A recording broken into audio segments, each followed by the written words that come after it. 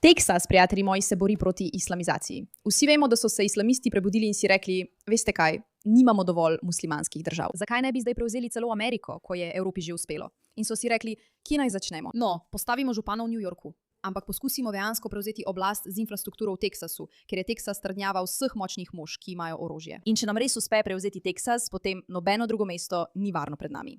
In točno to so se odločili narediti, razen tega, da se niso pripravili na dejstvo, da imajo Teksašani dejansko radi svobodo in so sposobni vrniti udarec, kar se prav zdaj dogaja. Islamisti poskušajo nekaj narediti, pa Teksašani rečejo nikakor ne. Islamisti poskušajo narediti nekaj drugega, Teksašani pa so kot absolutno ne, tega ne bomo dovolili. In to je stalna razprava o različnih stvareh, ki jih islamisti poskušajo vsiliti, kot je gradnja številnih mošej ali mest ali prevlada šeriatskega prava ali deljenje stvari v šolah. In Teksašani rečejo, ne, pod nobenimi pogoji tega ne bomo dovolili. In to mi je všeč, ker je to zgodba o tem, kako se lahko dejansko uprete v svojih lastnih mestih. Poglejmo si le nekaj stvari, ki so se v zadnjem času dogajale v Teksasu, ker sem jaz osebno povsem za to. Za začetek imamo to veliko zmago za Teksas. Pritožbeno sodišče je odločilo. Teksas lahko aretira in deportira nezakonite priseljence brez zveznega dovoljenja. Zakaj je to pomembno?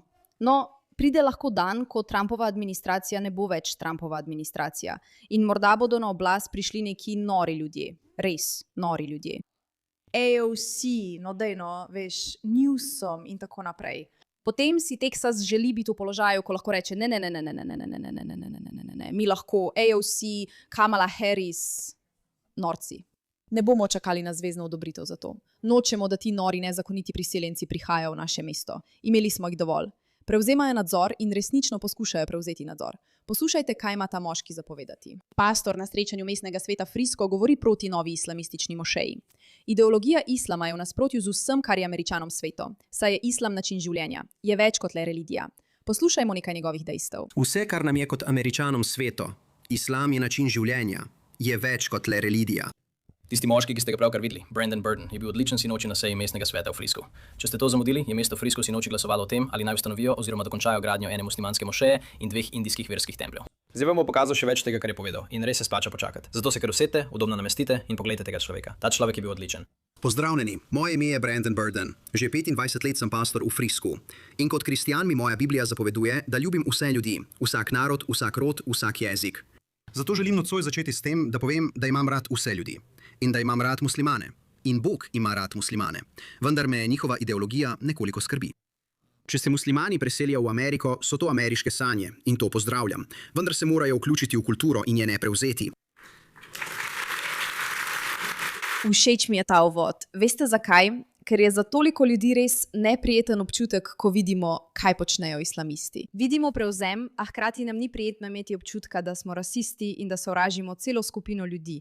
Ker to preprosto nismo mi. Pravzaprav imamo radi ljudi. In jaz sem ena izmed teh ljudi, čeprav rada veliko govorim o tej temi.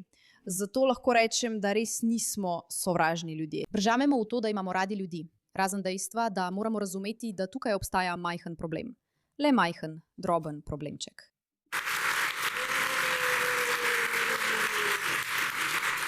Ideologija islama je v nasprotju z vsem, kar nam je kot Američanom sveto, saj je islam način življenja. Je več kot le religija. Opredelitev religije je sistem prepričanj, simbolov in praks, osredotočenih na sveto ali nadnaravno. S tem nimam težav. Politična skupina pa je organizacija posameznikov, ki se združijo na podlagi skupnih ideologij ali političnih ciljev, da bi pridobili in izvajali oblast v okviru vlade. Islam je več kot religija, je tako religija kot država. To je družbeno-politični sistem, ki uporablja božanstvo za uresničevanje svojega programa. In moja glavna skrb je, da islam ni združljiv z našo ustavo. Ni združljiv. In to je del, s katerim imajo ljudje res velike težave. Ko gre za vero, cenimo verske svoboščine. Pravzaprav imamo verske svoboščine tako radi, da smo pripravljeni izpostaviti islamizacijo, ker islamizacija ne mara verskih svoboščin. Ker so politična skupina, ki uporablja svojo vero kot način, da to prikrijejo in zmedejo ljudi, kot sva ti in jaz, da bi se počutili nelagodno, če bi rekli, da imamo s tem težavo. To je politično gibanje. To je to, preprosto, enostavno. Ali če tega ne želiš sprejeti, je to vera, ki verjame, da nihče drug ne bi smel imeti verskih svoboščin. Zato odvzema vrednoto, ki nam je pomembna. To je svoboda kot najvišja vrednota. Da imajo ljudje verske svoboščine. Ker islamska teologija deli svet na 2 sferi, ki sta v večnem konfliktu. In moj problem s to ideologijo je, da je džihad vsiljen tistim, ki tega nočejo. Ni tako, da bi jih skušali pripeljati do vere. To je vsiljevanje prepričanja posamezniku. In moja skrb je, da je to v osnovi v nasprotju s prvim amandmajem, ki ščiti svobodo veroizpovedi. In po islamu ta praksa ni dovoljena.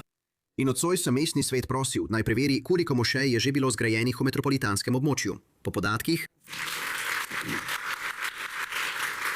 podatkih Salah Tomatiča, celovitega vodnika po mošejah in islamskih šolah, njihov spletni imenik kaže, da je samo v Dallas-Fort Worthu že 74 mošej.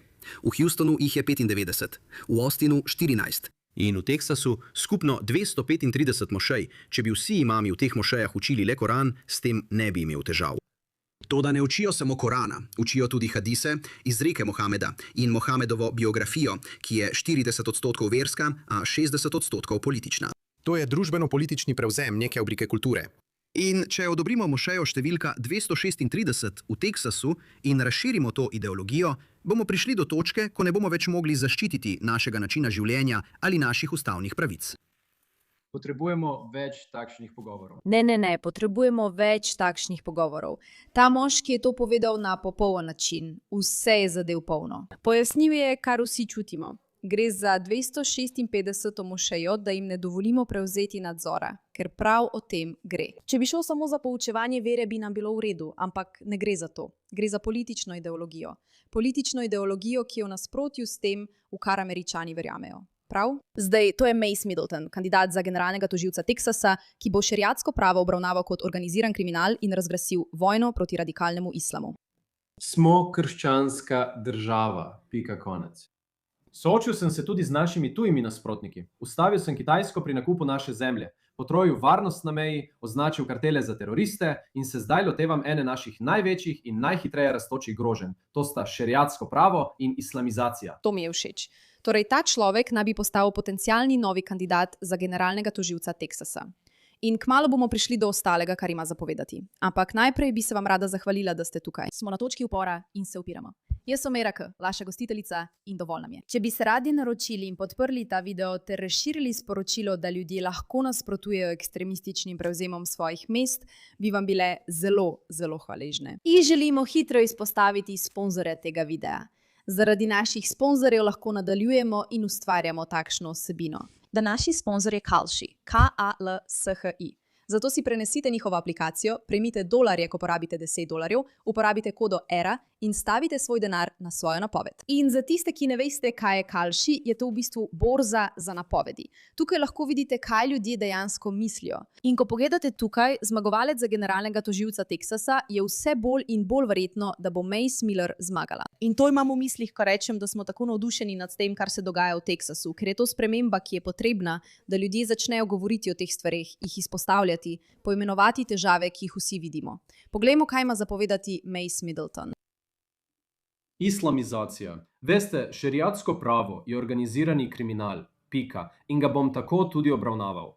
Prav tako sem spremenil zakon, da sem preprečil tem radikalnim muslimanskim skupinam, kot sta CARE in muslimanska bratovščina, da bi kupovali kakršnokoli lastnino v Teksasu. To je odgovor po načelu požgane zemlje. Rad bi to razdelil na več delov, prosim, ker je to, kar si povedal, zame zelo zanimivo, Mace. In ponovno, zelo dobrodošel glas v programu. Prvič, obravnavanje šeriatskega prava kot organiziranega kriminala. Lahko to prosim razložite, to je fascinantno.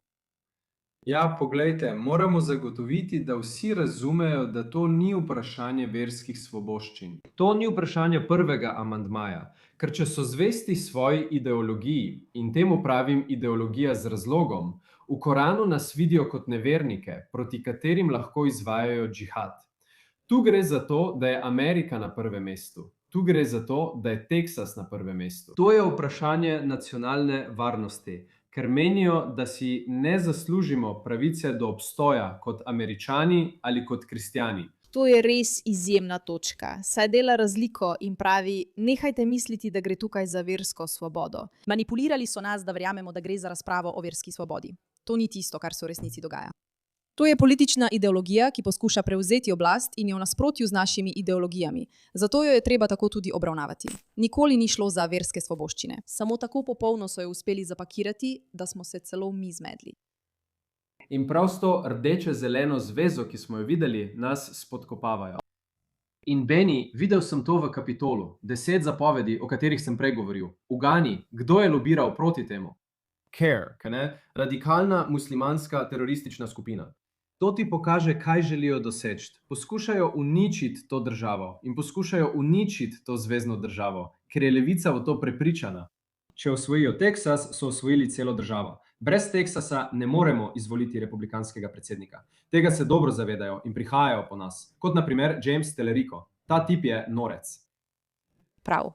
Torej pravi, da je strategija del razloga, zakaj želijo prevzeti Teksas. Ne le zaradi simbolike, ampak ker vedo, da so republikanci tista stranka, ki se bo borila proti islamizaciji Amerike. In če lahko imajo Teksas in tam vzpostavijo trdnjavo, bodo imeli republikanci veliko težjo pot do zmage na volitvah.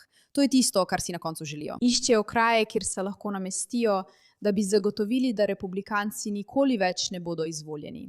In mimogrede, to ni teorija zarote. Poglejte statistiko držav, v katere je Bidenova administracija poslala nezakonite priseljence, in poglejte, kako strateško so bili razporejeni. To je res nora stvar, ki jo je treba vedeti. Toda strateško so jih namestili v države, ki so jih morali spremeniti iz rdečih v modre. Točno to so počeli.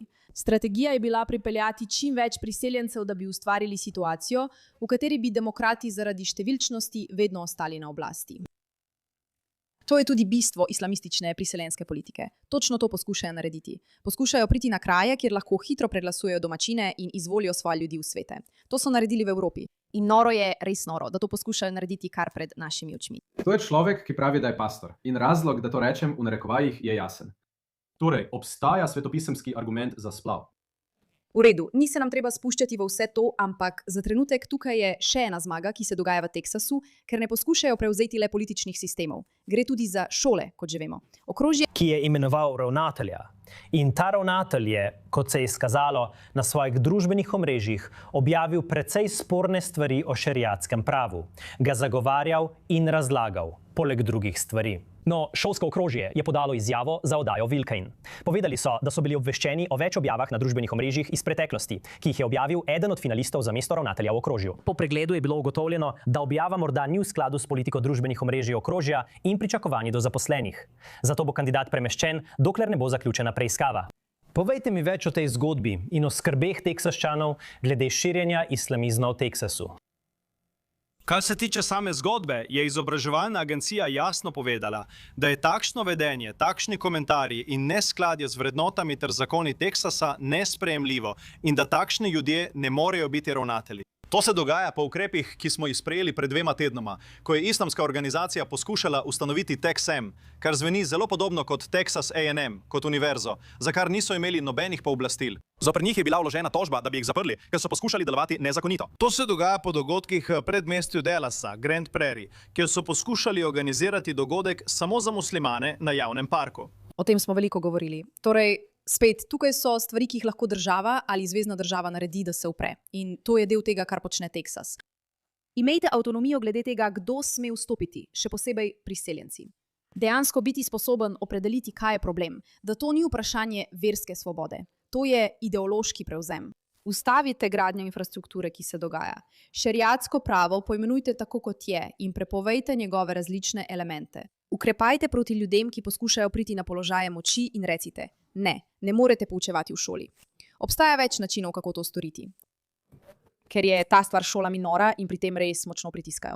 Sem predsednik srednješolskih republikancev na srednji šoli Wiley East. In danes je bila pred našo šolo organizacija imenovana Y Islam, ki je imela veliko stojnico pred našo šolo. In muslimanskim dekletom v vsej srednji šoli so delili hidžabe, razdeljevali so tudi Korane. Imeli so tudi brošure o šeriatskem pravu in drugih islamskih stvareh. Razdeljevali so tudi te vrečke. Vidite, zelo so prefinjeni. Pripeljujejo priseljence, gradijo fizično infrastrukturo, nameščajo ljudi na položaje moči, kot so ravnatelji šol. Dejansko hodijo v šole in promovirajo svoje ideologije. Oni imajo načrt, ta načrt prevzema. Ampak če so ljudje v Teksasu takšni kot, veste, ne,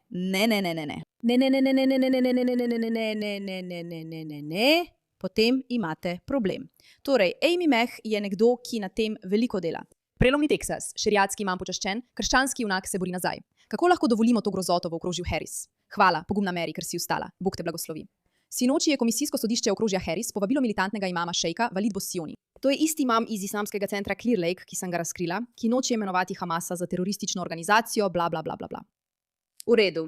Zato je teksaška kristjanka prišla na to srečanje in se v tem videu uprla temu, kar danes odpuščam našo uradnico v imenu komisarke Garcije, ki je povabila. Čast nam je in zelo smo veseli, da lahko danes pozdravimo šejka Walida Bosionija, da predstavi, da je to problem, s katerim se morate soočiti. Ti ljudje, ki pravijo, da so tako počaščeni, da prinašajo islamizacijo v naše mesto, ne bi smeli biti počaščeni. To ni nekaj, na kar bi morali biti ponosni ali navdušeni. In tukaj je naša zadnja stvar, o kateri bomo govorili, še ena krščanska razkritja, ki razkrivajo organizacijo CARE. Za tiste, ki ne veste, kaj je CARE, je to organizacija, ki dela na islamizaciji Amerike. Tega bi se morali zdaj že zelo dobro zavedati. Pozdravljeni, Teksas. Danes je pred teksaškim državnim odborom za izobraževanje pričala tuja teroristična organizacija. Ponovno, Svet za ameriško-islamske odnose, ki ga je guverner Abbott označil za tujo teroristično organizacijo, za katero je FBI dejal, da je obraz muslimanske bratovščine še ene teroristične organizacije. Torej danes se bom ukvarjala s teroristi. Postavljajo zahteve. Zato vam bom predstavila pismo z zahtevami Shame Zain, Z-A-Y-A-N, ki pravi, da je vodja operacij pri Svetu za ameriško-islamske odnose. Prav? Torej, to so samo različni načini, kako se ljudje v Teksasu borijo. Od tega, da opozarjajo na šole, hodijo k različnim delegacijam, nastopajo pred različnimi odbori in podobno, da bi se borili, ker se lahko borite. In to se še ni zgodilo. Nismo še v položaju, kjer bi islamizacija dejansko prevzela oblast, vendar pa opažamo sistematično stopnjevanje. Torej, na vas je, državljani vsake zvezne države, če vidite, da bi islamizacija lahko prišla v vašo državo, tukaj je nekaj stvari, ki jih lahko storite. Ustavite jo, da ne pride v vaše šole. Volite ljudi, ki so dejansko pripravljeni povedati stvari takšne, kot so, udeležujte se teh srečanj in se borite proti temu. Ne dovolite infrastrukture, blokirajte gradnjo šol, blokirajte imenovanje teh ljudi na položaje moči. In če se vse to zgodi, imamo priložnost. Hvala za vašo pozornost glede te zadeve.